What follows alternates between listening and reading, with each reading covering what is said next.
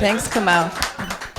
And I did just want to put my 2 cents in here because to me, and this is going to come across, I'm sure, in the content, but I just wanted to express how important it is for this kind of activity to take place, where the idea of in the year 2025, we have the strength and the courage and the means to look back at what happened during that time.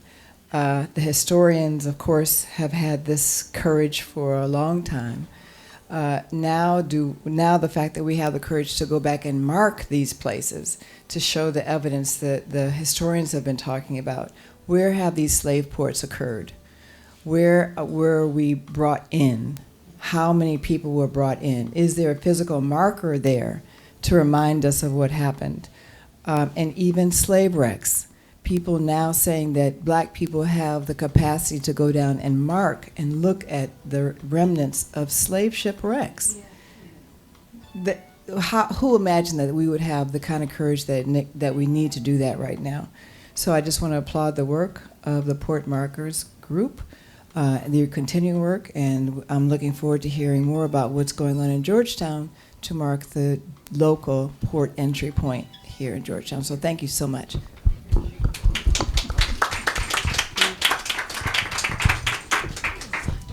Hello, my name's Erica. Again, I'm moderating this panel. I don't really feel worthy to be up here, but it's kind of arm wrestled into it. So I'll explain in a minute why. Thank you all for coming, all of you showing up, and special thanks to Maritu and Shirikiana with Sankofa for hosting this. And it's really a timely discussion about the legacy of the Middle Passage here in DC, because most people don't know. I think 99.9999% of people Americans don't know that today marks the 499th anniversary of the first ship to transport captive Africans to what's now North America. There's a lot more to say there, but just leave it there. It's not what we all thought, right? 1619. I think that there's so much more history to be discovered. Our understanding continues to evolve. So I just want to say a little bit, as a volunteer, I volunteer at Lisa's burial grounds, the Middle Passage, the Mount Zion and Female Union Band Society cemeteries, and it was really through doing ancestral research. I've done research on now over 1,000 free and enslaved African Americans buried there, and several of them turned out to be ancestors of Ann Shin. So as I'm doing this family tree, it says Ann Shin. I look up Ann Shin. Oh, founder, program director of the Middle Passage Ceremonies and Port Markers Project. So I reach out to her, and I don't know if you remember this, but I emailed you, and right then you all had a meeting and needed a researcher. This is the way it always works out, right? And then as far as who I've learned the most from in terms of historians in DC, living historians, by far, it's C.R. Gibbs. So for me to be on the stage with these three folks, it's a real honor. I have some questions for the panelists, and at the end of this, all of you will have a chance to ask questions. Hopefully you'll hold on to those questions. But first, we thought we would, in honor of the ancestors, perform a libation. Yeah, so Yuri, you didn't get this afternoon. I know, but if you would, you said you would back me up. Yes? You did say that. Yep. In case I don't say the appropriate thing. Solidarity. I think that it's important that at each event, when we talk about our community and our history, that we understand that we came from other people, that we are grounded, our values, what we cherish, what we practice. And so in due honor for those who came before, we will just do a very short libation. So, well, you know, for for those of you who may not be as familiar with libations, which I think you would be, but it is a ritual that is passed on from our tradition in Africa. It is a tradition that allows us to be able to call on the Creator and to the ancestors who are usually recognized for the good deeds that they did while they were on earth. We call on individual ancestors, we call on our collective ancestors in our community, in our nations, but we also recognize the fact that libations is a ritual that is done at the beginning of very important events such as this one today. So I'll pass it back to you. All right, We've been thank calling you. the Creator and Thank the you. ancestors to be with us. So that we would ask for the guidance and the direction from the ancestors as we explore our history here in this place, the people who have made Washington, D.C. what it is. So, to the Creator, if after I name, just say Ashe. Ashe. To the Creator. Ashe. To the all the ancestors who were involved in the Middle Passage. Ashe. To our family and all those who we cherish and who have now become ancestors. Ashe. Ashe. And then to the unborn, for whom we are really dedicated to making a better world, which is a real challenge. Ashe. Ashe. Thank you. Ashe. Oh. Thank you, Yuri. This is audience participation. You know, earlier this afternoon, we spoke with some students from University of Southern California, and one of the things that I said to them is that this is not performance. This is who we are, and we are figuring out how to proceed. There's truth and there are consequences if we don't tell the truth. And I think at this point in history, we have to push even harder to tell the truth, and especially to our young people. So, I'm done. Thank you. Thank you, all of you. Thank you, Yuri. So I have some questions. Let's start with you, Anne. Again, Anne is the founder and program director of the Middle Passage Ceremonies and Port Markers Project. So this is a two-part question to give our audience some context. Could you define the role of the Middle Passage within the transatlantic human trade and share what inspired you to found the project in 2011? Well, I will tell you that I actually got the idea 40 years ago. It was a birthday gift. I didn't know what to do with it. I was told that Toni Morrison said that she was haunted by the ancestors who had died. So I had no idea what to do with that kind of information, and initially thought about, all right, this is the Middle Passage. Some of us know, some of us have no clue to what that means. And it is the journey of African people, children, women, and men from the continent to the Americas, specifically the transatlantic trade. So it is in that process of leaving home, being removed forcibly, and becoming part of the largest forced migration in human history. I think if you think about the numbers, 20 million people, not a single one chose to come. And that this extended for the United States from 1513, basically, to 1866. And that's just the voyage of the Middle Passage. Then, luckily, I heard about voyages. I knew about Dr. Harris's work with the diaspora. And then Dr. Eltis and Richardson's work on documenting the ships. And I went in, and one of the things that I think that when you start working on this history, it's abstract in one level, but it's very personal in another. You begin to wonder about who your people were. How did they get here? And once they were here, what did they think? What did they feel? And right now, where are they? And I'm talking about the people who we're related to right now. So it is a continuing story of migration and diaspora. We, as a project, use the data from the Voyages Transatlantic Slave Trade Database to identify locations. When we started, we had 42. That was in 2011. We're now up to 90. And I think there will be more. And this extends, because a lot of people think about this history from maybe because of the Roots show, the article, the series, from Annapolis south.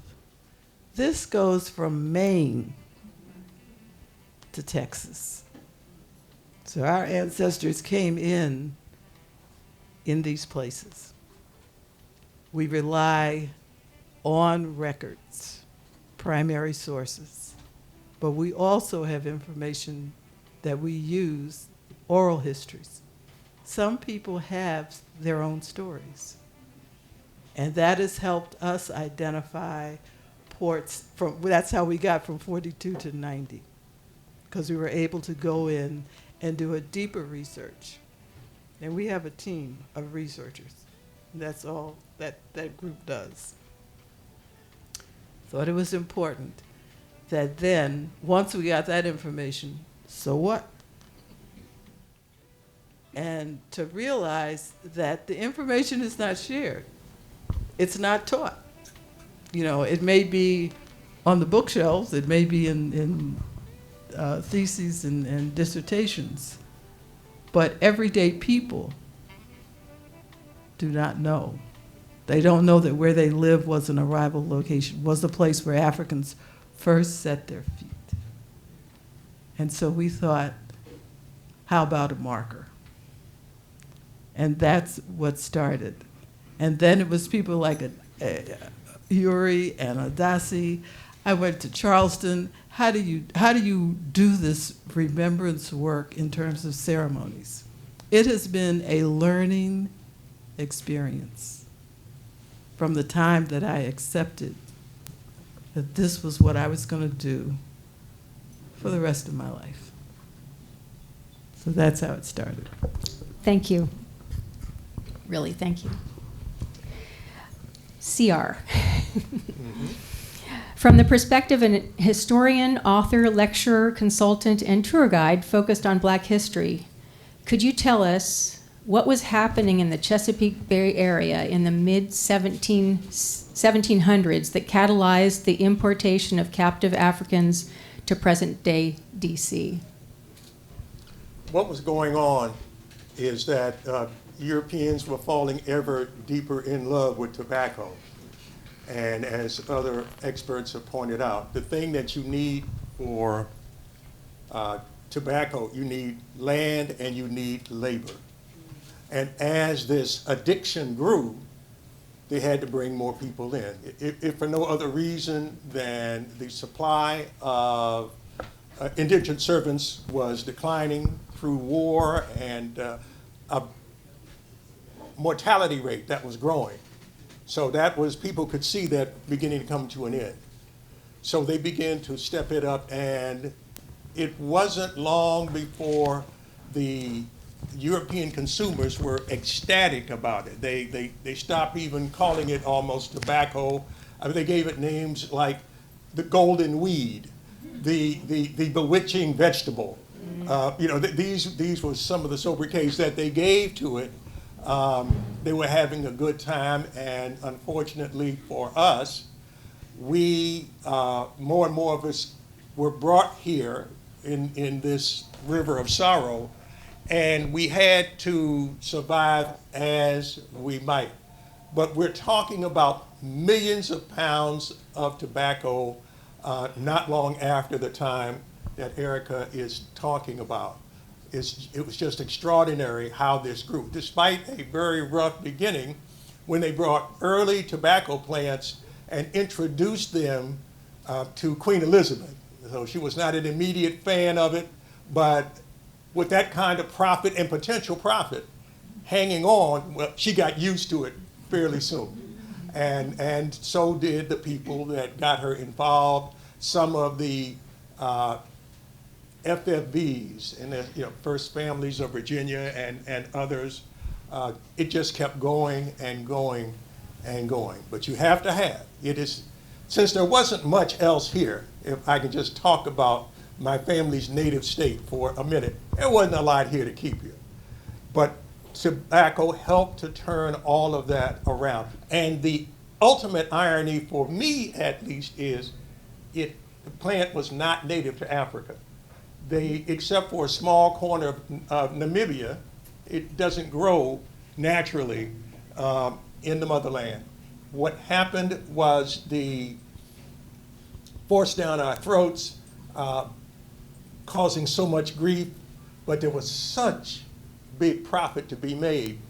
It just kept going on and on and on. Again, for me, the ultimate irony, it really doesn't have a natural connection unless and until you study that river of sorrow, which found my mother's people coming out of West Africa and finding themselves in Southwest Virginia, working for one of the most famous slave owners and tobacco growers in the country.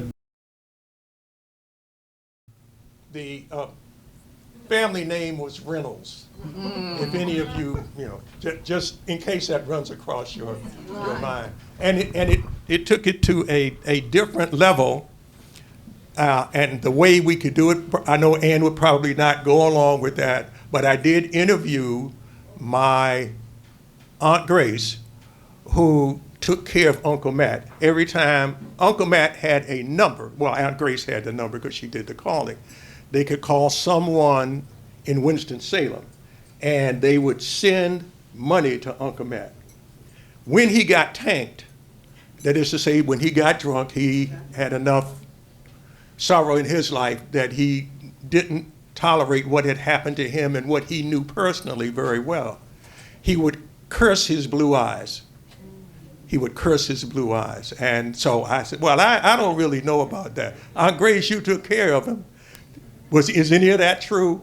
And she looked at me as if, boy, are you crazy? Of course it's true.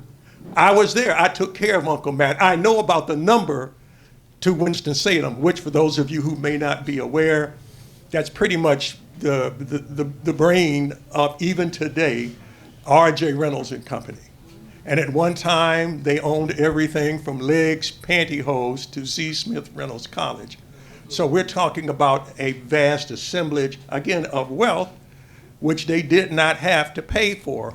And I'll be quiet in a minute. I just wanted to also say, understand that they put in place a system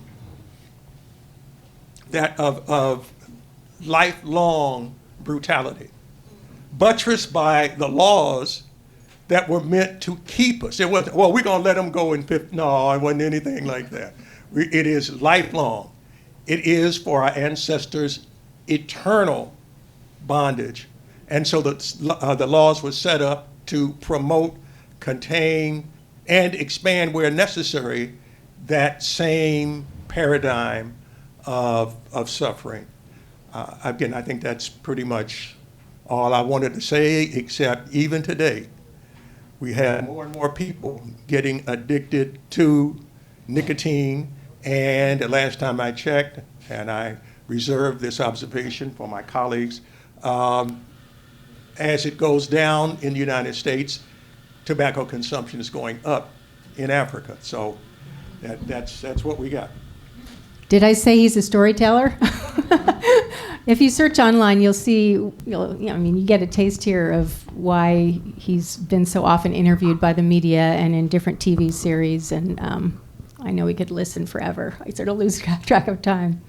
So Lisa's the executive director of Black Georgetown Foundation, which includes, the question is, what is the mission of the Mount Zion and Female Union Band Society cemeteries? And on a more personal level, what fuels your passion for identifying, researching, and sharing the life stories of the 6,000 to 10,000 free and enslaved Black Georgetonians buried in those sacred grounds?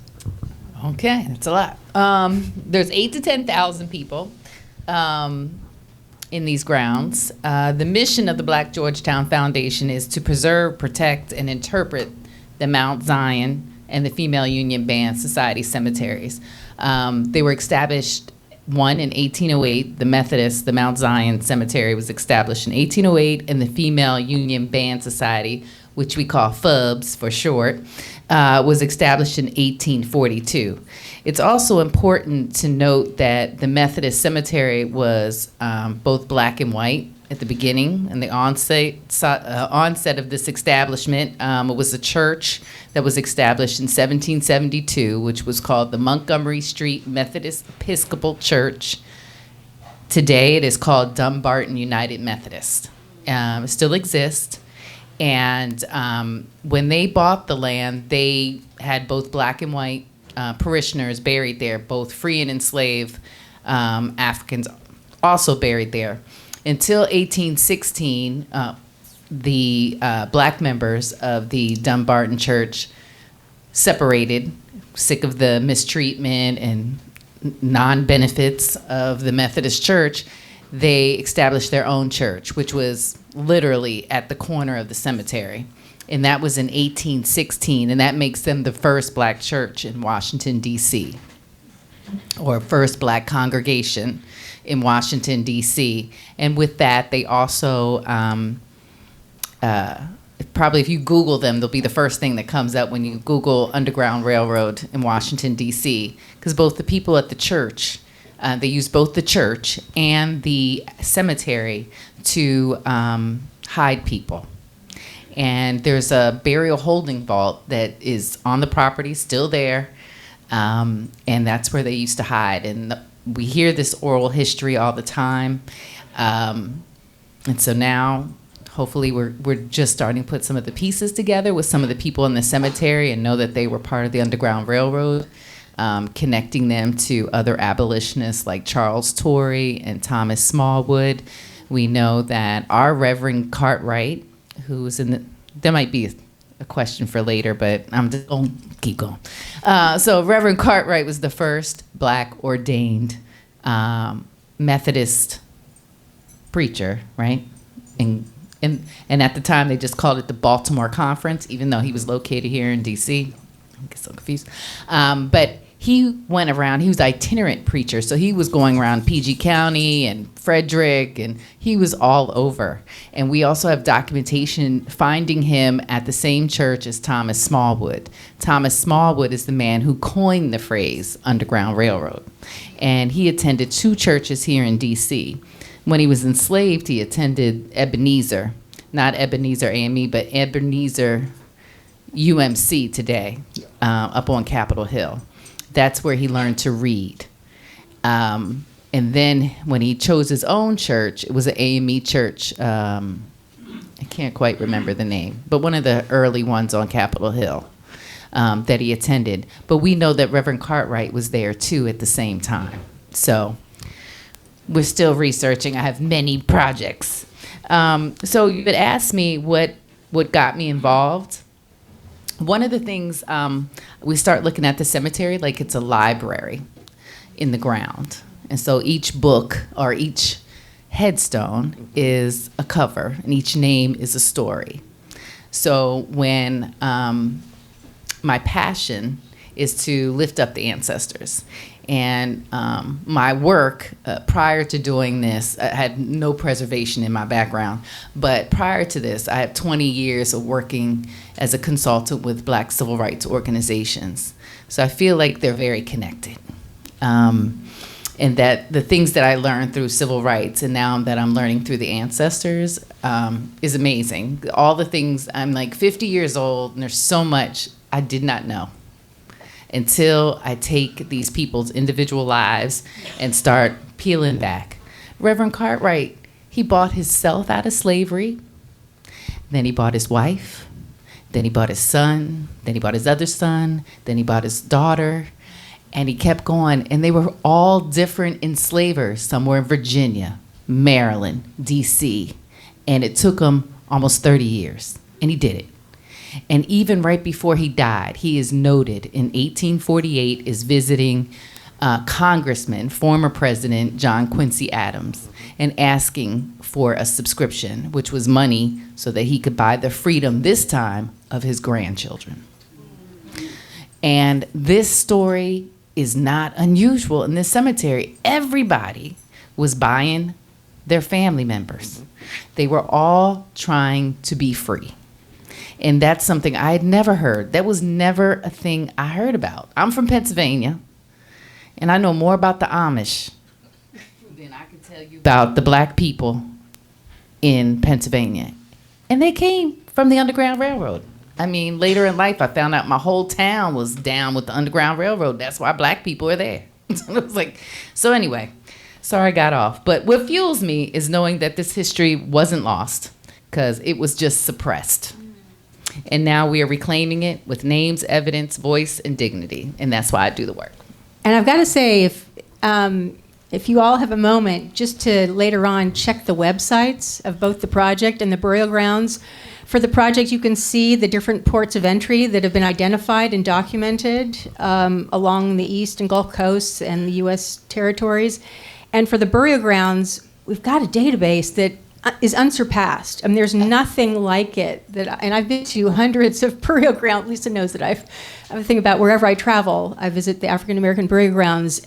And they're all jealous. This is just blows people's minds. And this chronicle, at this point, more than 5,000 people are listed, correct, in the database? Well, the reason that database is amazing is because we predate death records by 70 years here in D.C. And so to get that many names is tricky, and you got to be creative. And we found a casket maker who used to be a furniture maker, turned casket maker because I guess it was much more profitable. He documented 2,500 people that we have in the cemetery. And so that's why we know about them. That's 25 years prior to death records. Death records here in D.C. didn't start until 1874. And so we've been around since 1808. But I'm going to tell you, the casket maker kept really good, I mean, just like better than the death records are. I mean, it was like occupation, where he died, his name, all these things, place of residence, all these great tidbits we can, kind of connect the dots. I feel like that's my bigger goal, is try to connect the ancestors.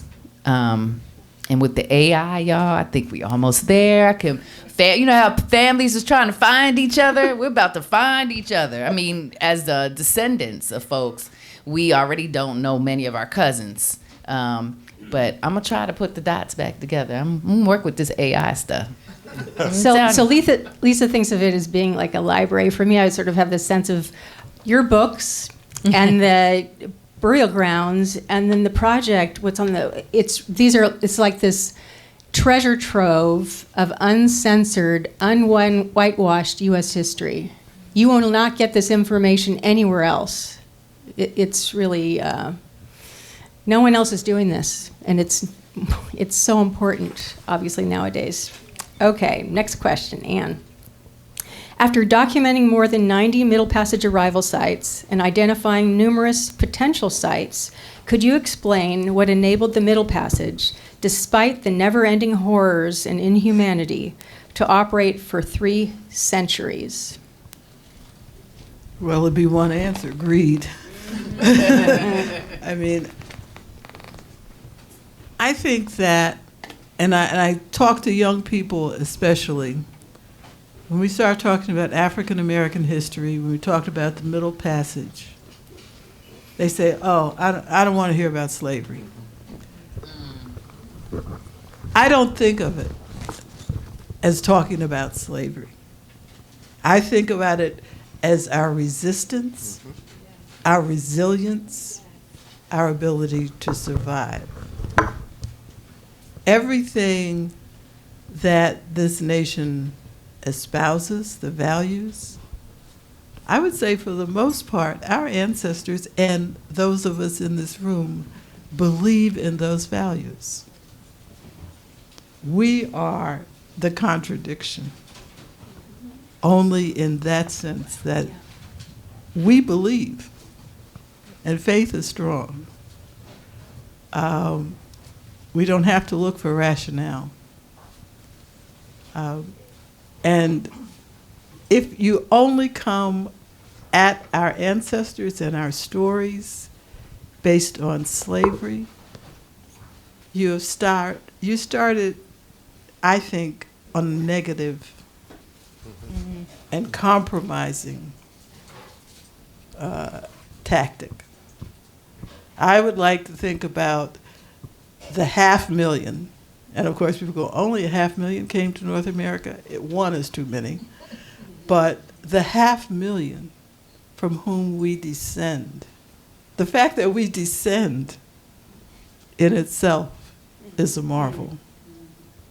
So that we learn from our ancestors that people say one thing and do another.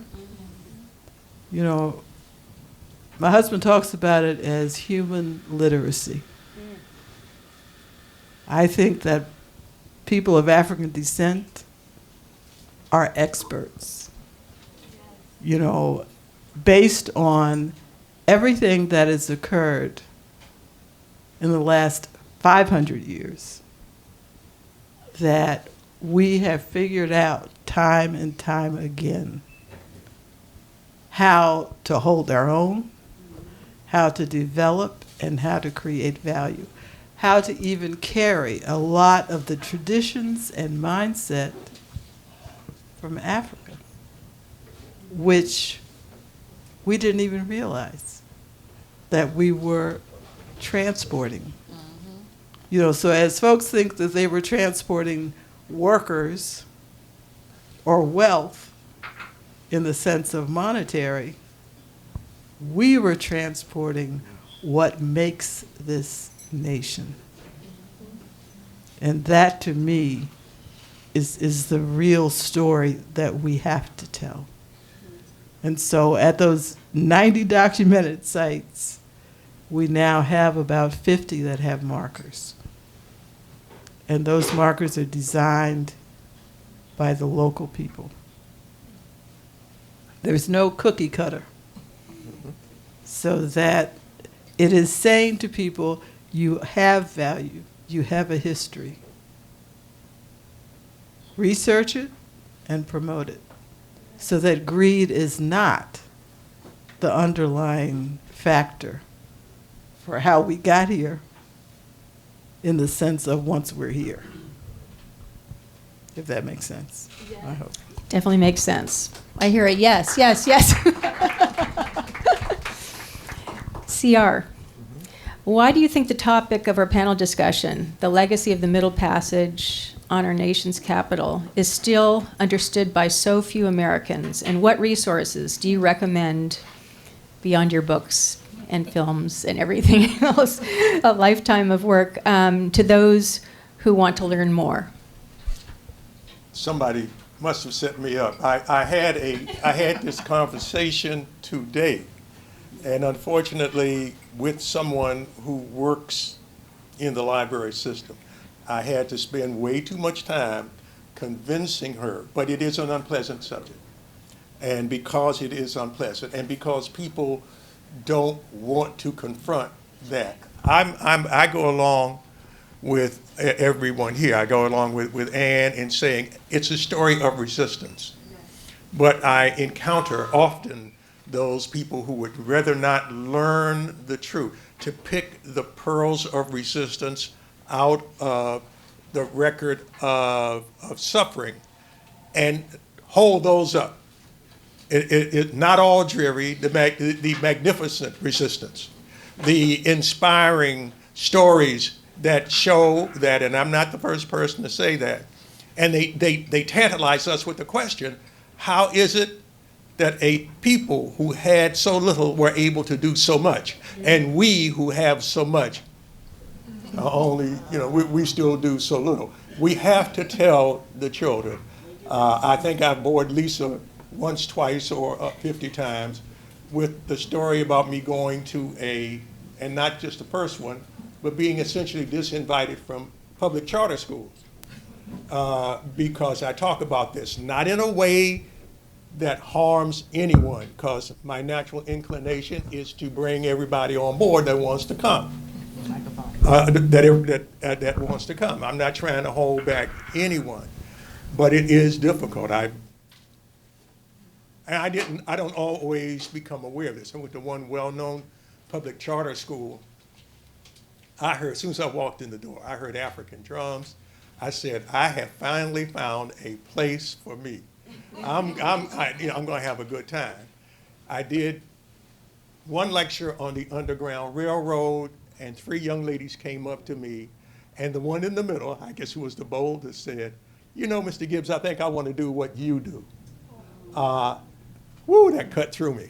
But the point that I wanted to get across was somehow that made the folks in charge nervous, and I was not invited back to that school. And again, as I've said before, that wasn't the first time, but I should have been hip to that if the connection is too vivid, if it resonates, particularly with the children, that's not always well received by folk. So, but we must continue. We must take the examples that these marvelous women have presented to us, and it's our responsibility. Our African ancestors had evidence that memory was most important.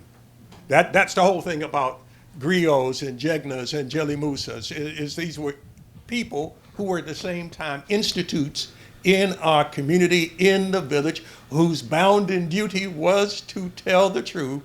We didn't have fake news. Our lives depended, their lives depended on telling the truth. That's a tradition that we should never jettison. And so, and I don't even know if I answered your question. So what else did you? Resources. What you would recommend, places to learn more. Books, because we have the traditional things. Okay, you go to the library. Well, there are more children's books available, I believe. Certainly there were when I was growing up.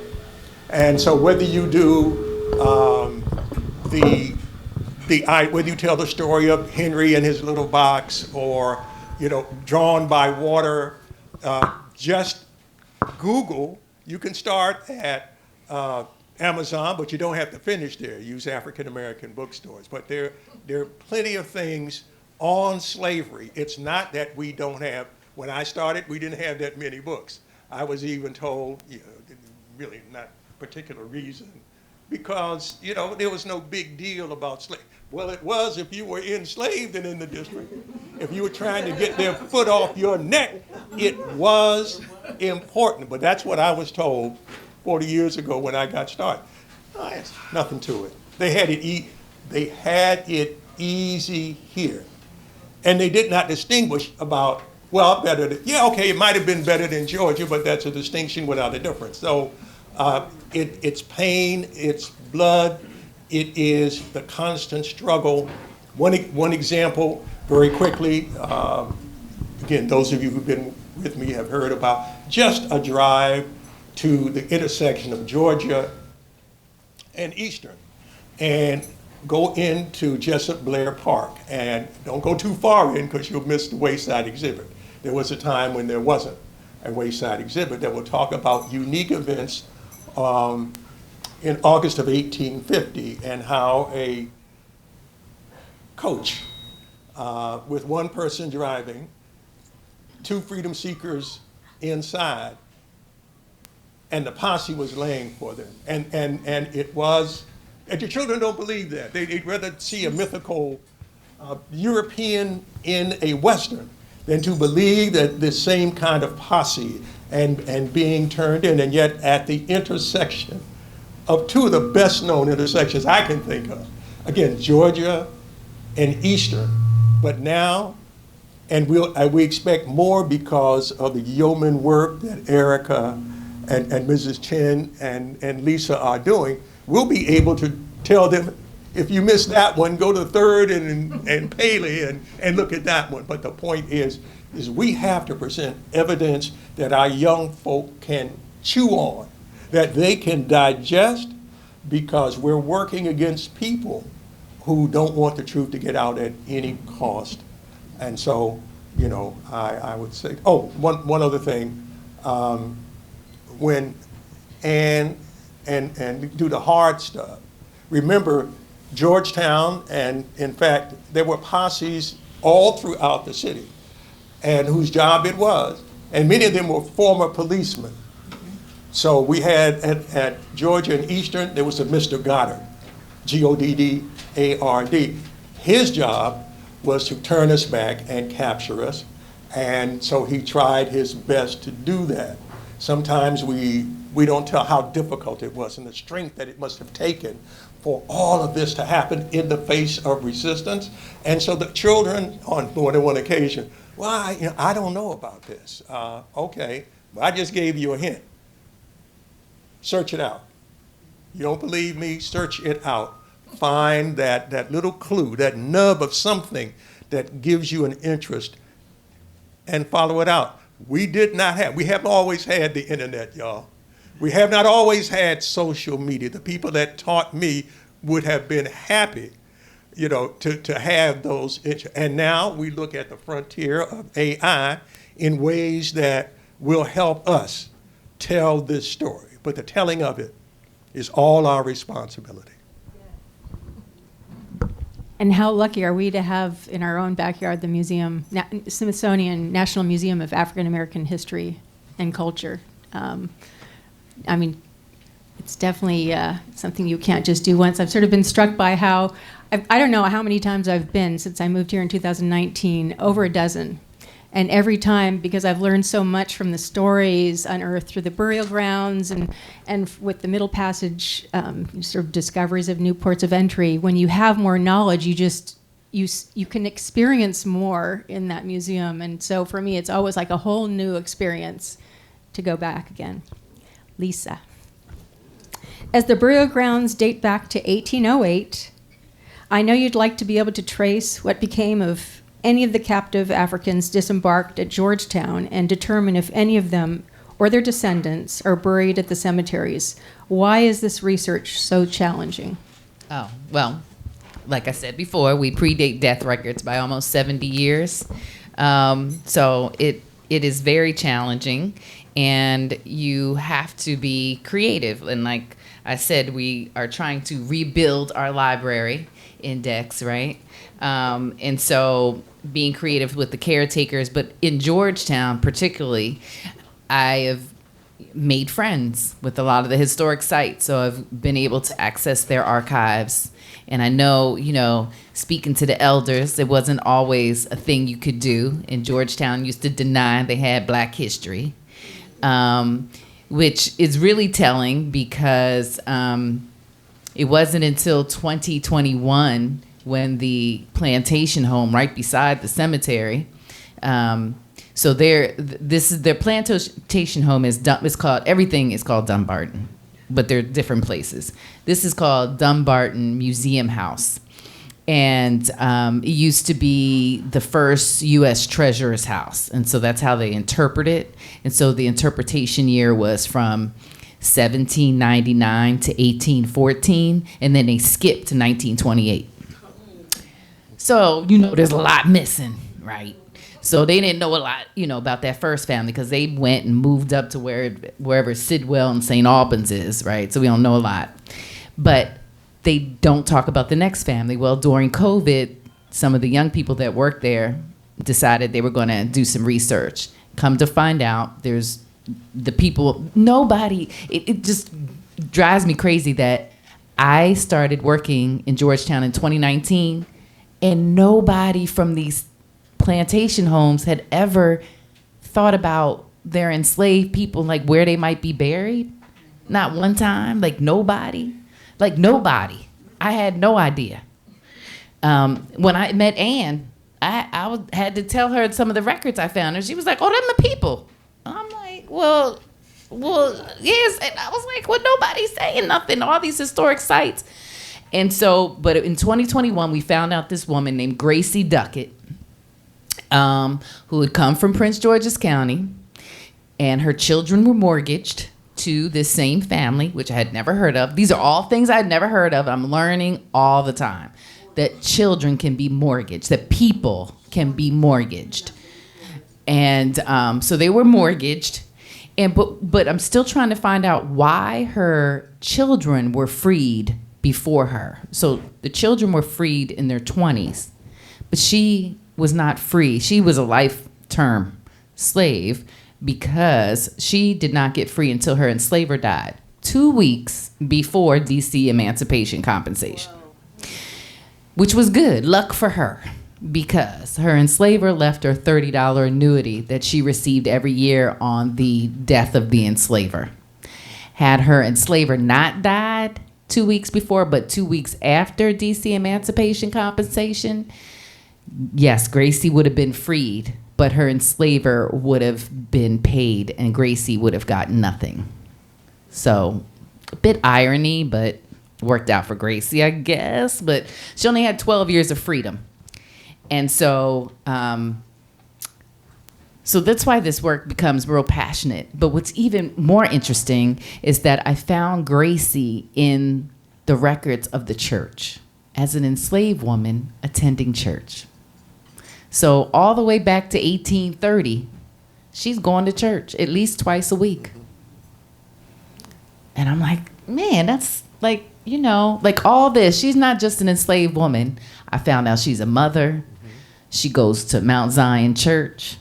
She, would go to Sabbath school. When she was freed, she moved in with her daughter, who was just living down the street. Julia and her, remember I talked about Reverend Cartwright? Well, Gracie's daughter was married to Reverend Cartwright's son, Lewis. So everybody's connected. Again, I don't know if I answered your question.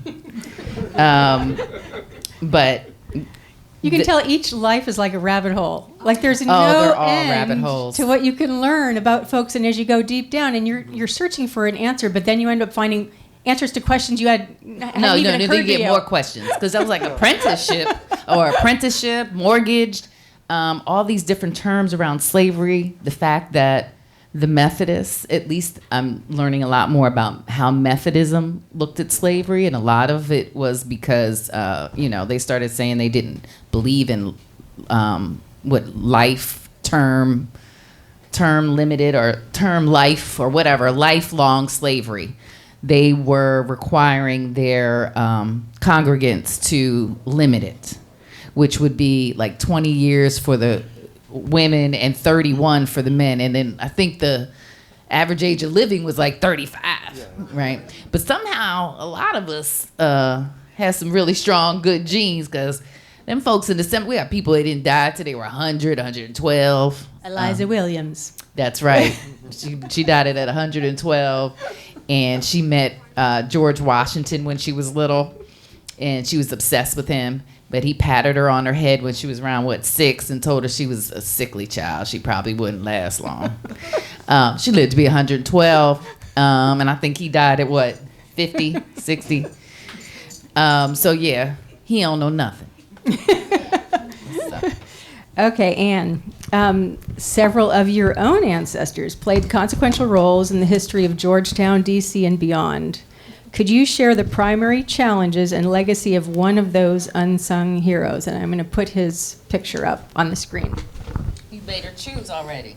She told me. She told me she's going to. Oh, you told her? Oh, okay. I told her. But this is one, too, right here. This is Hannah. Okay.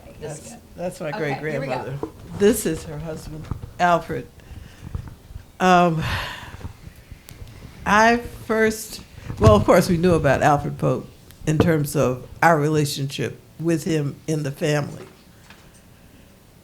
I was grown before I learned that he was part of the largest escape That's Yes. right. Slave Uh, ships. 1848. in 1848 Pearl. on the Pearl. 77. The ship left from base of 7th Street, the wharf. They weren't successful. They all got caught. They had made it as far down by southern Maryland, down the Chesapeake, because there was a storm. He was headed north, we think, to Philadelphia. But on that ship were the Edmondson sisters. And they were part then, or became part of the national tour against slavery and for abolition. This man was part of that. I also want to put right in here, and it doesn't have to do with DC, but because of the research that other people have done, I've found in my family, and I'm sure that it's not exceptional, that there have been at least 2 brandings and 2 lynchings. Yes. I don't think that that is unusual in this nation. Alfred comes back. Everybody else on the Pearl, except for the people that Garrison bought, all of them ended up being sent to Louisiana. Alfred is the only one that goes back home. He goes back to his owner, who is also his uncle.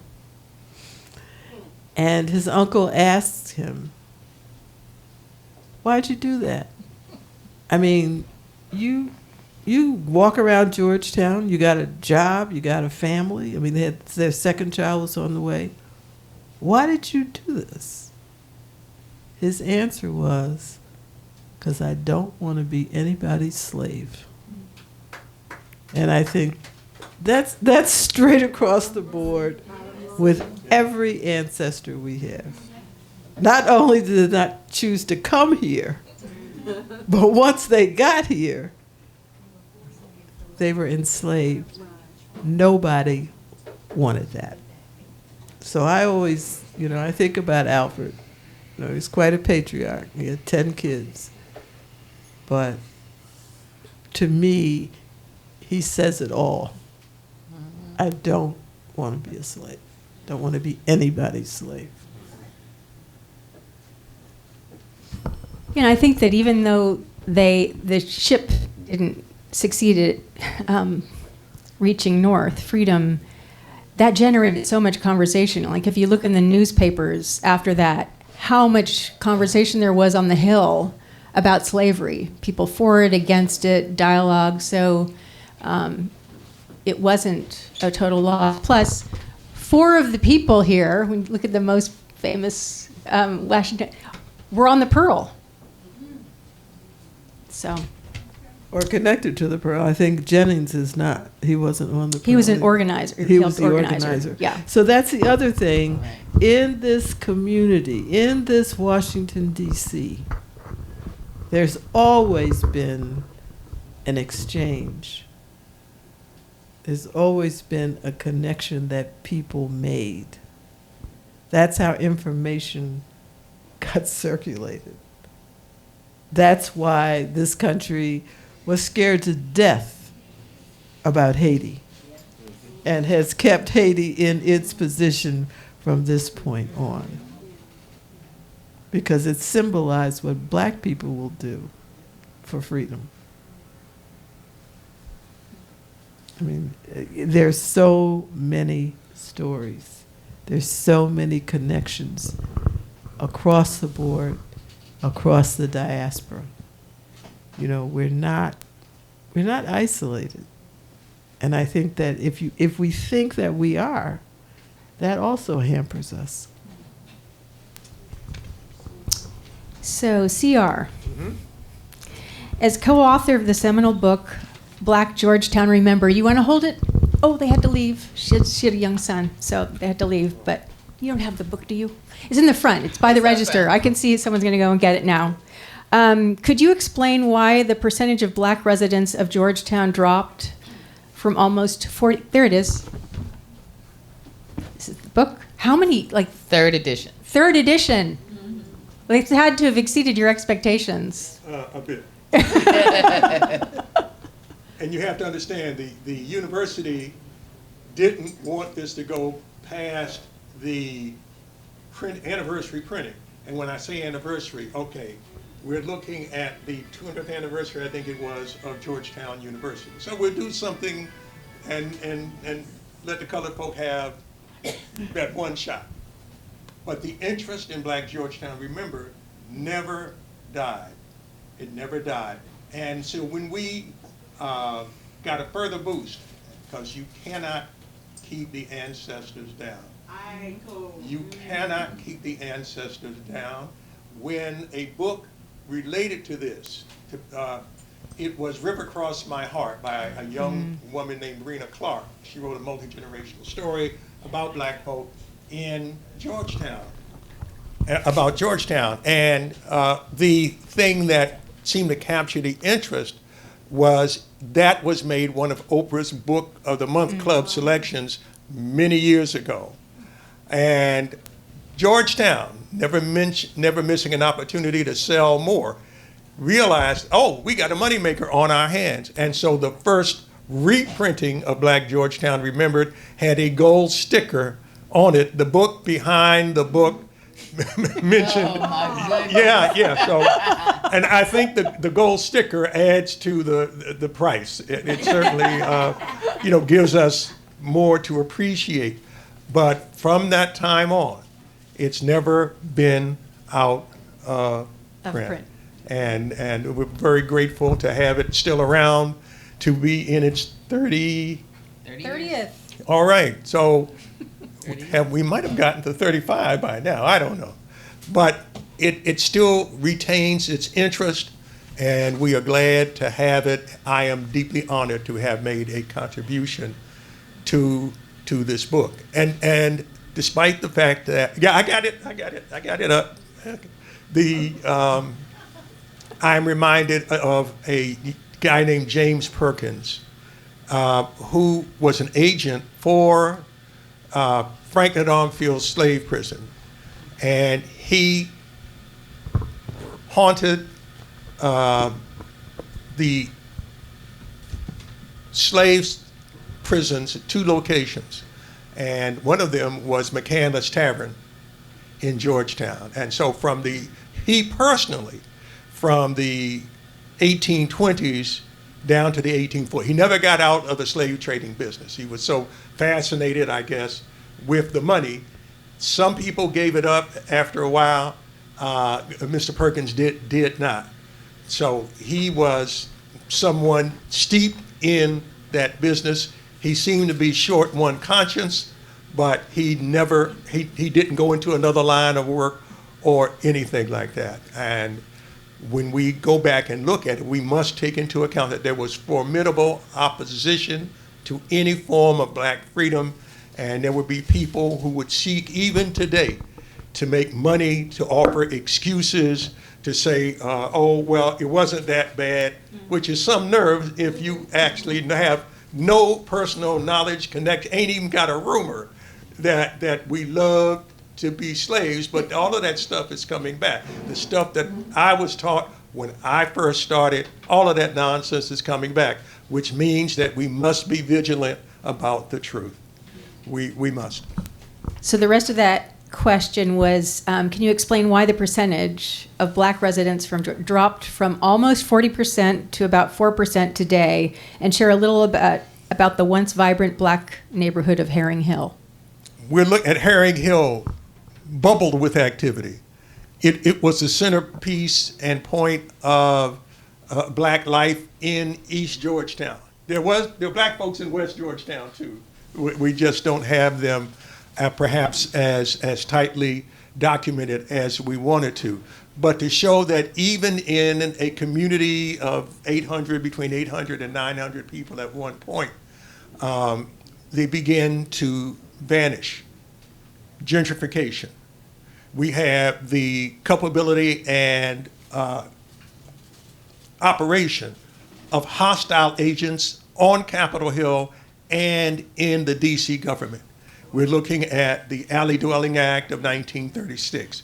We're looking at the Old Georgetown Act in the 1950s, which cut further the means by which black people could stay in Georgetown. And it's heartbreaking to hear people talk about the love they had for the place that they no longer can afford to stay in. And I've heard that story more than once. But when you have that kind of hostility from Capitol Hill to the mayor's office, there's really not a lot of chance that you're going to have it. Also, which way are prices going? Prices are going up. If you do not own, then I told that to a group of kids on the campus, you got to own. Own in your own neighborhoods. I'm not asking you to go back to Georgetown and try to buy property. I'm asking you to start where you are, to build up from where you are now. And if you know an aunt and she's teetering on not, help her, stay with her, make a life of the neighborhood with her. Don't give these things up, because for all of these reasons, and these are powerful foes. Again, we're talking Congress, okay? We're talking the city government, because all of these people are to blame. Again, as well as the poverty, these are some of the things that led to a drop in the black population in Georgetown and a subsequent loss of priceless examples of coherence and faith in a community and pride in your own institutions. I think what I've been struck by, like Vernon Ricks is an example of this. Whenever you ask someone who grew up there, they still identify, even though if they don't live there, they will forever after be Georgetonians. I mean, it's this really fond, tight-knit community. Yeah, I'd like to add to that. I guess it was in the 70s, my aunt started holding a tea at her house for all of her friends who had grown up in Georgetown. And that exploded into the Georgetown annual reunion. And it was amazing. They used to have it at Gonzaga High School. And families would hold tables. And they would go from like one table to the other. It was like they would catch up on each other, learn the new family members, who had married who. It was gossip. I mean, it was amazing for about 2 or 3 hours. It was like the community was cohesive again. It was, and I think that went on for at least 5 or 6 years, if not more. I saw a video, it was at Georgetown University, where there was a large audience, and someone asked a question to the whole audience, and someone else chimed in and said, "I'm related to you." Like, it was just really poignant to see the sort of connections that continue to form. I mean, Lisa, you're sort of a matchmaker with what you learn and continue, like finding living descendants. Yeah, which that's is fun. Extraordinary. Yeah. But also hard, because, usually when I'm finding them, I have something to kind of tell them. Yeah. Like, for example, Smithsonian. We talk about, yay, Smithsonian. However, the Smithsonian and their eugenics projects impact our cemetery. There was a series in the Washington Post about 2 years ago that talked about how the Smithsonian still has human remains that belong to folks. And we found out only because of the, there's my friend Denise. Hey, Denise. But we found out that the Smithsonian, through this Washington Post I guess, expose they did for a whole year, and were able to get in there. And we found out they have at least 2 people from our cemetery. And when they tried to humanize the story, they picked one of our people from the cemetery, which happened to be a 3-year-old. And Children's Hospital took his brain when he passed away without telling his family. And really took advantage of the whole family, because the mother ended up passing away. Father committed suicide. And no, the father committed suicide and left 3 children. So then the 12-year-old son then dies as well from something. And the other 2 children are raised by I believe, their grandmother. When we find the descendant, find out she was also raised by her grandmother.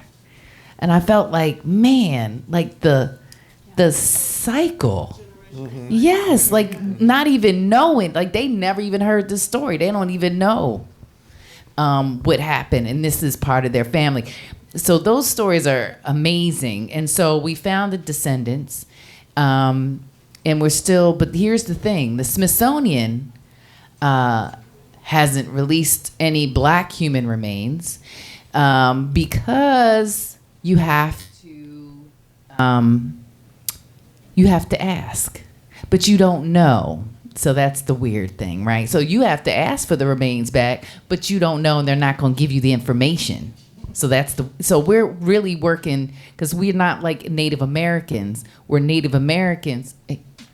Native Americans, have the NAPRA Act, which says, it's Congress is following these policies, and you're supposed to release these Native American remains. Well, we need something for African American remains. Yeah. So one of my goals is to repatriate or bring home the remains. I would like to, figure that out. They deserve to be at home. And so, that's a really big, that's one of my challenges. I have a lot of challenges with the historic. You would think a historic Black cemetery would be low key, calm, but no. Repatriation, problem with Smithsonian. Oh, did I mention that the whole city directs all the water from Q Street into the cemetery and then down to Rock Creek Park, so it just floods? So we've flooded. We've terrible erosion, less than 10 inches, you're going to hit bodies. And the city designated $1.6 million to fix it after we advocated in 2023, but not a shovel has hit the ground yet. And we're in FY26. Do they even have the money? I have no idea. But we're still getting flooded, and it's still a problem. But I also didn't mention that we are right beside Oak Hill Cemetery, which was once an all-white cemetery. It costs, right now, because it's an active cemetery, $30,000 to $750,000 to be buried there. And they're right beside us. And we don't look like that. I mean, you can just imagine. It'll bring tears to your eyes. Wait about a month to go to the cemetery after all the weeds and the trees, leaves are down, and you can see both cemeteries at the very exact same time. It's So we're going to have to fast forward. yeah. So I thought we could just briefly touch on, this seems, I'm sure will be of interest to folks. This relates, if you can look up above. Everyone have a chance to read that. And I'm just going to ask Anne for hopefully a brief answer. Why do you think, all these questions are actually pretty big. Why do you think there are so many myths and historical inaccuracies surrounding the Middle Passage? And specifically, how can a primary source like the newspaper ad that previews the arrival of the Peggy at Georgetown, August 27th, 1770, help us set the record straight? So I guess so we can move more quickly, we can focus on the power and the potential of primary sources, like an ad like this. Well, I mean, primary sources are always wonderful, but we're finding more and more, not only newspapers, but into people's personal journals in terms of their inventories and records, taxes. I think there has to be the will to look for it more than anything else. I don't know what is a myth that is related to the Middle Passage. I think just misconceptions that people have about them. Everything from that when there was a law saying there would be no more Africans imported to the United States, Oh. people thought that was the end of it, when in fact No. it continued for decades. There's so many misconceptions. I see this so often nowadays, especially with the divisiveness. People say, well, slavery was over then. They'll say, someone posted, it only lasted 89 years. So, no, I think there's a lot of misconceptions. Well, I mean, there are states that passed laws that said no more. There was the Congress that gave itself 20 years before they said no more. Mm-hmm. Then they come back another 14 or 20 years later and say, well, it's piracy and it'll be punishable by death if you are involved in the trade. Only one person was ever hanged, and that was in New York, and only because they asked for leniency, as Captain Gordon in 1862 or 61. It was right in there. They asked Lincoln to let him slide, and Lincoln said no. But that is the only person who was ever killed, hanged. It's true. For being Held accountable. involved. Yeah, I mean, the trade just continued between smuggling. I mean, that's what the story of Africa Town is in 1860. A bet that they could design, take a ship of theirs and go to Africa and pick up people and come back and be caught, but never ever charged with anything. I mean, so it's duplicitous. I mean, there's never been a real sincerity to stop slavery or the trade or inequality and injustice. It's lip service. So because we are running out of time, I just wanted to quickly say if anyone wants to volunteer or getting in the mailing lists for either the burial grounds or the Middle Passage Ceremonies and Port Markers project, please hang around afterwards. We have a sign-up sheet for the project. There's also online for the burial ground. You can sign up online if you want to. BlackGeorgetown.com. Yep. But we did want to open up the floor. Anyone has any questions for anyone on the panel?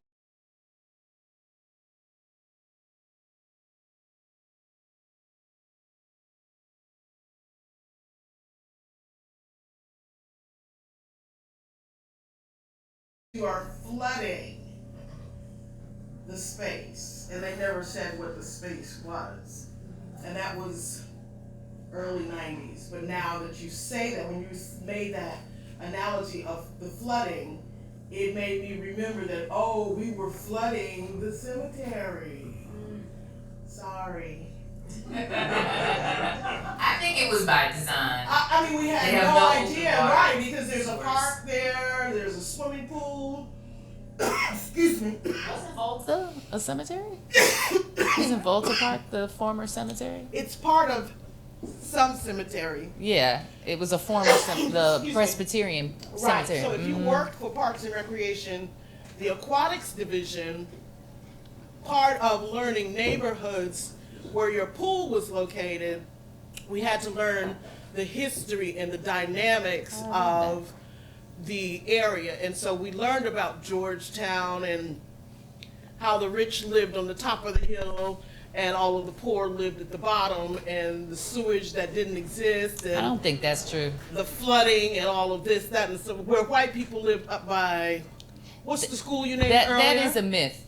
I'm gonna say that's a myth because I went on a tour like that and they tried to tell me, oh, all the black people lived on this side, all the little houses on Peace Street. I said, well, my black friend live over there on Right. the big house, and all Right. three of the other black people live over there. So no, So they tell them myths and we did, misconceptions. but we did get to learn a lot of the dynamics of the people. I don't know if that was me or you. Me neither. I don't know. Okay, well, whoever, thank you, Ashe, that's an affirmation. No, that's right. And the question about researching, I have a lot of information about my great-grandfather. I was just recently told that I need to go find records or whatever for York County related to him, because he does have a portion of the highway named after him for his contribution to sharecropping, and that there is land that was taken, and if you are a descendant of those people, or you can show it, then there's some other things attached that are rightfully yours.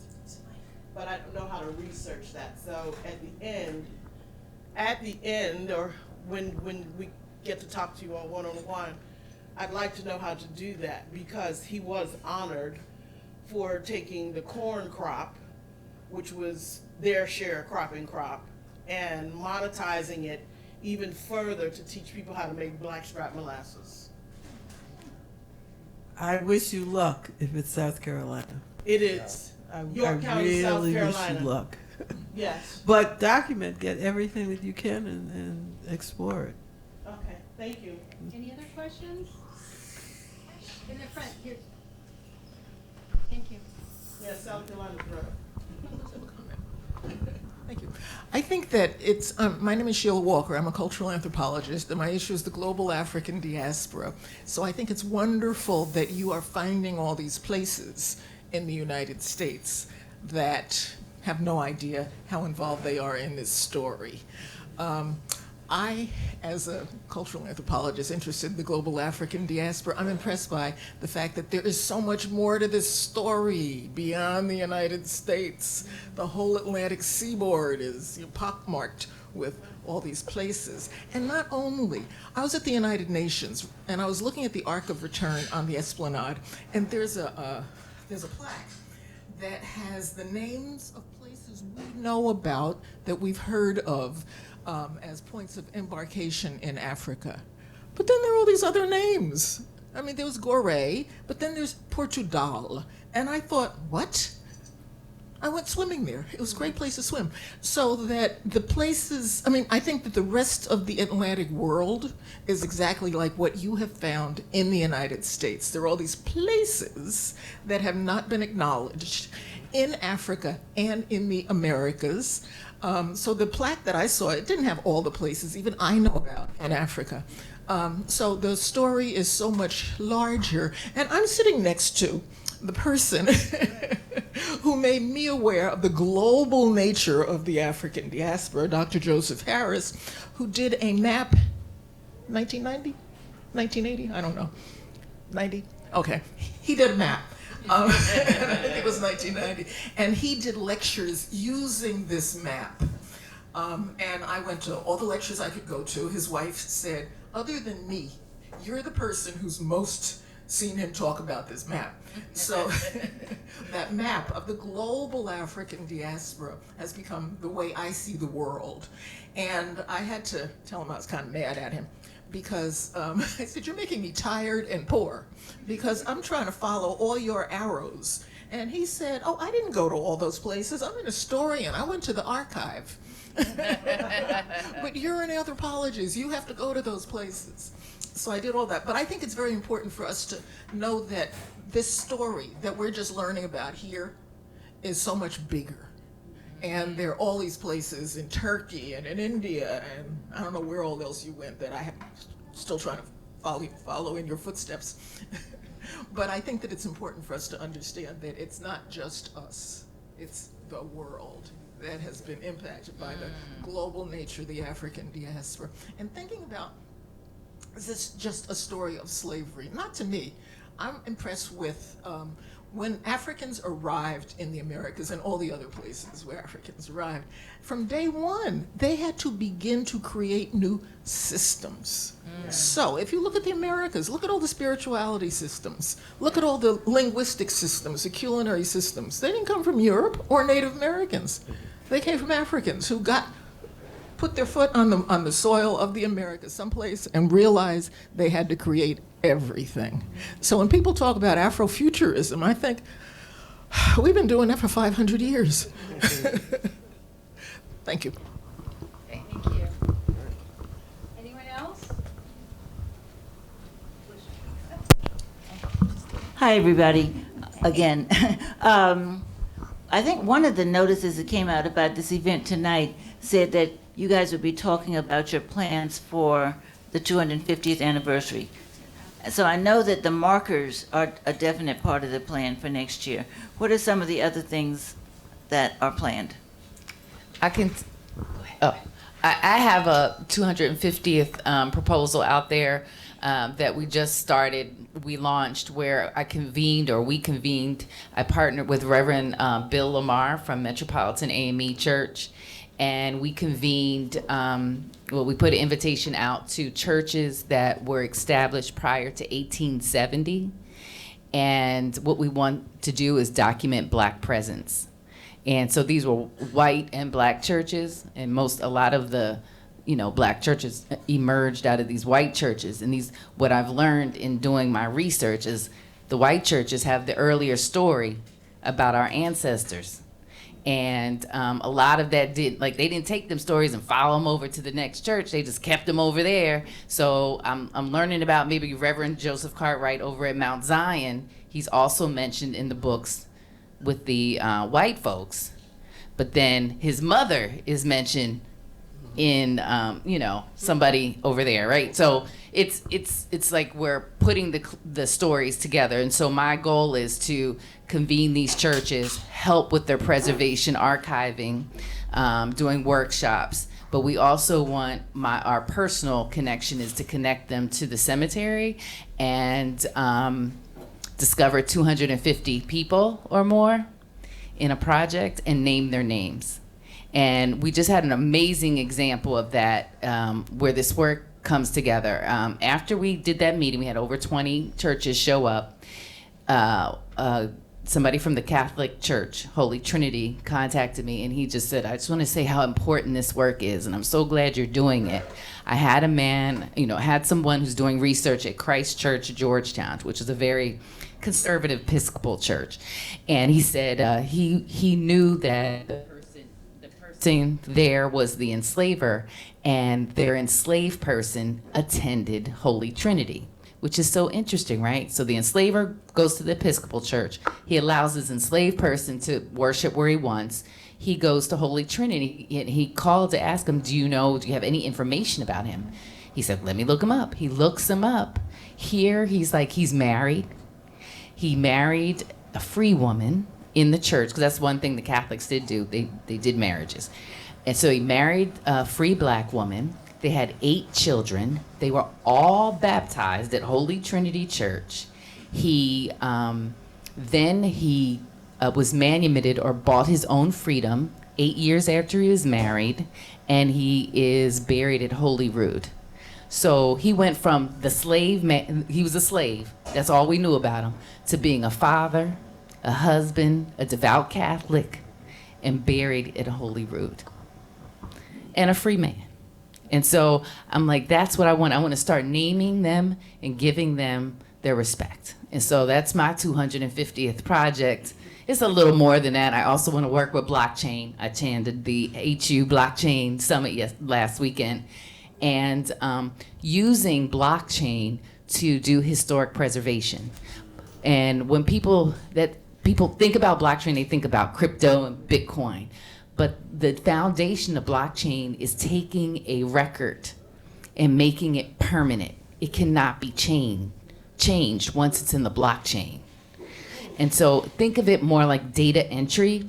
You can't make attachments though, but what you can do is links. So if I have scanned records, I can link them to the cloud, and we can look up, and nobody can ever erase our stories or our records again if we put it in the blockchain. So that's going to be a pilot program within 250. That's a lot, y'all, but it's going to come together. My dream, and I'll just put it in, my dream has been to connect all of the arrival locations and to convene a representative from each one for the 250th year. And I'm talking with people in Africatown to ask them if they would host it as the last documented arrival location. I still don't trust these people. You notice I said documented. But to have all of them who have this shared critical history to begin to figure out how they tell their stories, how they preserve them, and what kind of programs, in particular, to engage young people. That's my fantasy. That's my dream for 250th year. And we just got a big Mellon grant, so who knows? Yeah. Okay. Yes. Yes, I have one question. And you alluded to it just now when you were saying documented cases. So my question is around the numbers. They say that there's 12.5 million, and those are the documented. So is there any way to estimate the real number? Because we know it's much higher. And how would one go about getting that number? I don't know whether we'll ever be able to have like firm, but I will tell you 24 million out of Africa, in Africa. Half of that number make it to the coast to be put on ships. So 24 million people were the targets for the Middle Passage. Of that, transporting, going down to the coast, because it changed the whole geography of how, the geography plus how power is centered on the continent. The coast became more influential, but it wasn't always that way. So you, what goes on in Africa during the trade? I don't think people have really looked at that. I mean, Walter Rodney has, and certain scholars, but what Africa looks like today, it's the same way with what Haiti looks like today. What has been done to those places based on the idea that we as a people and as a home continent have immeasurable resources. That's playing out today.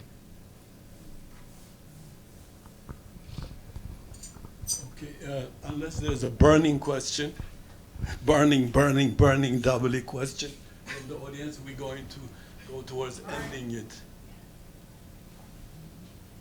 No burning? Okay. Oh man, can you hold this book? This is for you. Maybe hold. Don't run away from me. I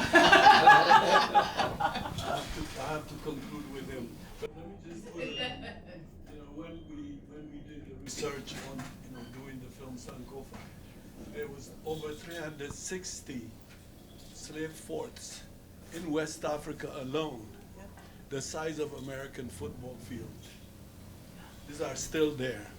Then if you add when it moved to East Africa, when the British Coast Guard begins their false patrolling of the ocean, because they wanted to keep, once they lost the Americas, they want to keep enslaved people in Africa.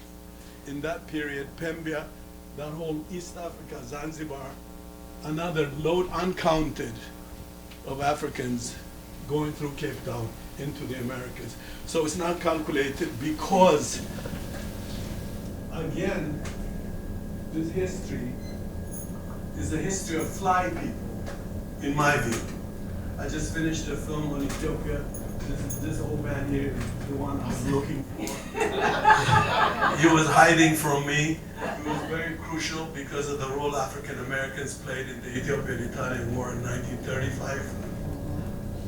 in that film alone, the Second World War began in Ethiopia, when Mussolini gassed Ethiopians in millions, but fly people, nobody counts them. All the Italians who died in Ethiopia after the guerrilla warfare began, which means in late 30, all the Italians are accounted for. And their graveyard, or what I would say, the Italian cemetery in Ethiopia is kept clean with flower and everything. And Ethiopians died in mountains and hills. Our people farm over it to live. So to me, I think this contradiction is serious. It cannot be tapped. It's not done yet. The Middle Passage is not accounted yet. Even, to me, that's what I came out of. All the research I did for over 20 years, go to Africa, traveled all these places, the locations. I think to even try to put number is so oppressive to me now. Sorry.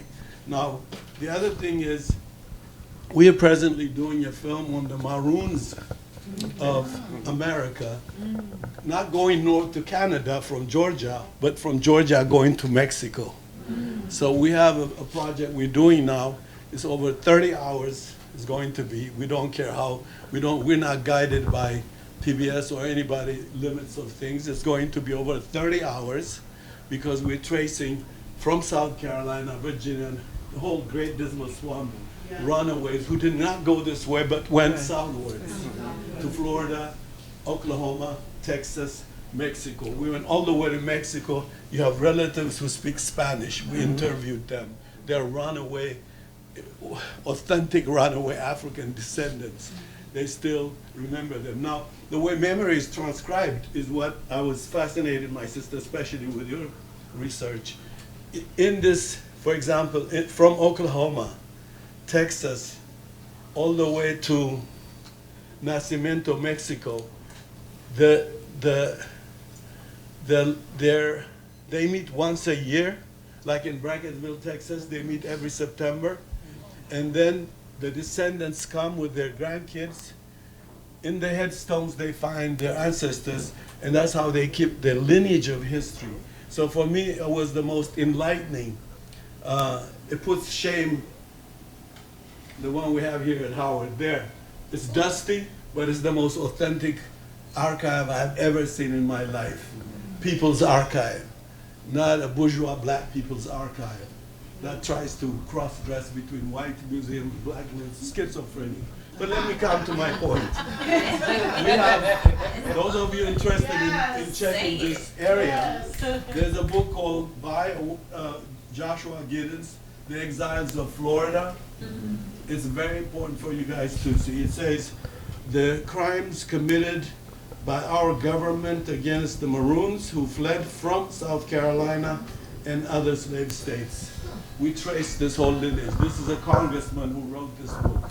So try to, we usually carry about 20 Maroonage southwards books.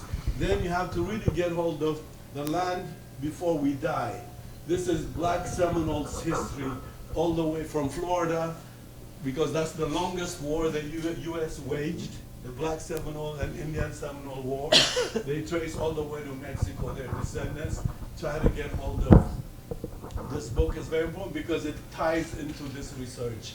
I've been aware of you guys very well, very well. We always carry the book, my brother. We want more from this library, especially the cemetery library. These are the kind of books about, to me, the untold story. When I did Sankofa, I realized even black Americans are scared of armed warriors. Their history scared them. This is what I discovered as I interviewed scholars, etc.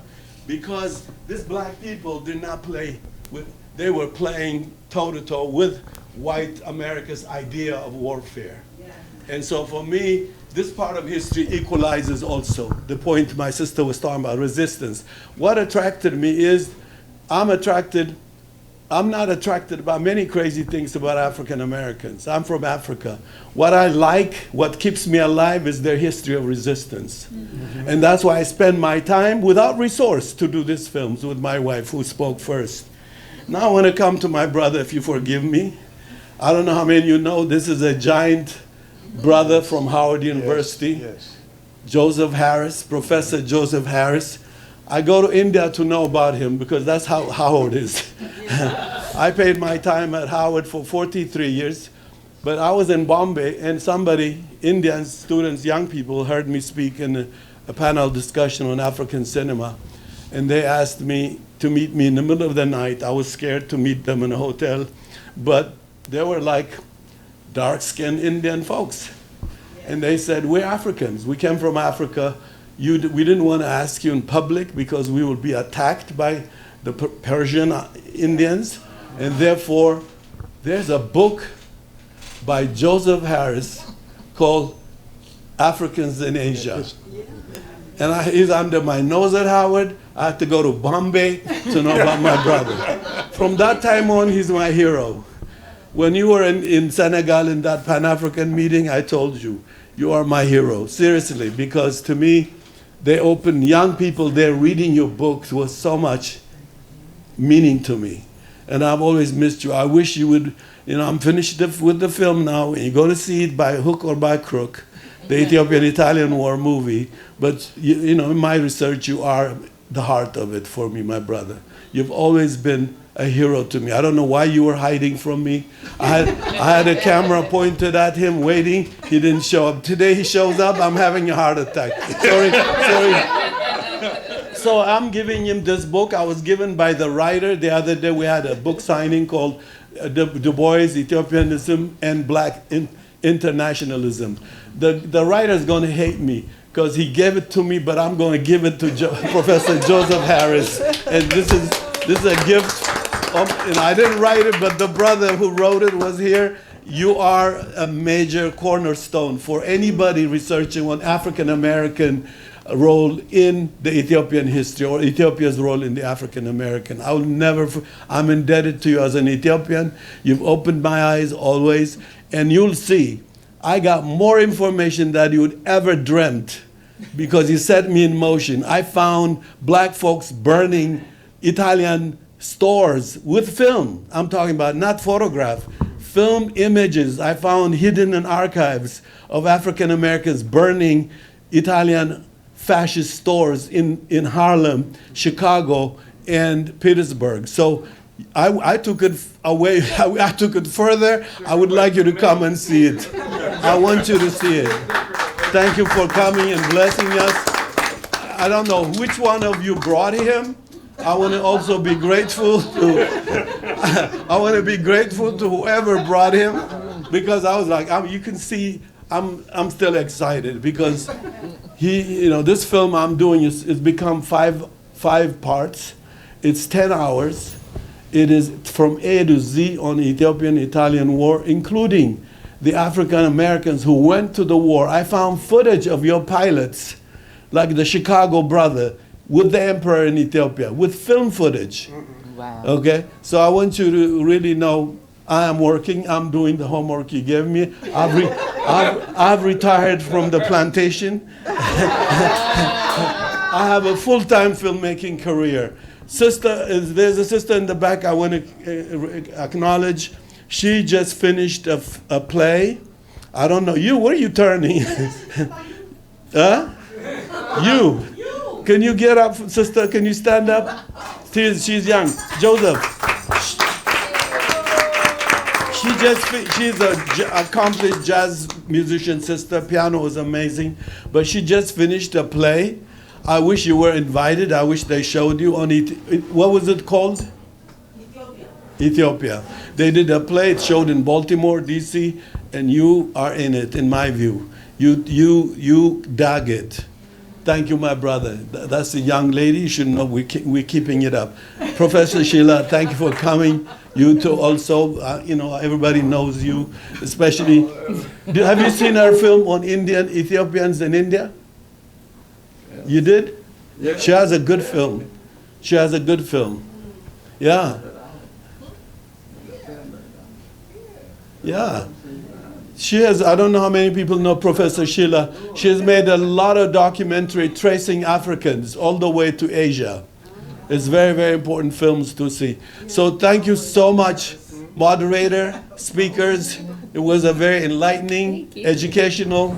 It was taking me to, not cement to Mexico when you talk about the cemetery, but it's even in Oklahoma.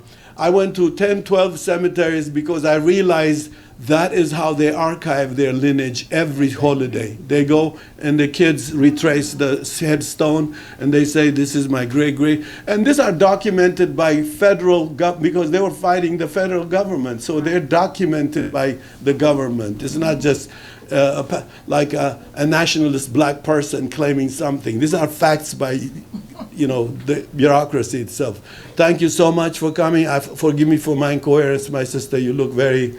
Where is this guy coming from? Thank you, sister. Thank you, everybody, for coming. If you want to have a discussion with them, have a book signing, please take it from here. Thank you again.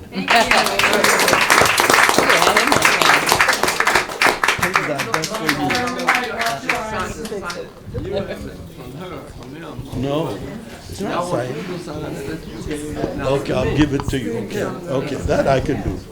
Okay, let me do it. I'll do it. What do you want to eat? What do you want to eat? Well, I don't know what you have to eat. Yeah, can you ask him what he wants to eat, please? You decided what he's going to eat or what? Yeah. Okay.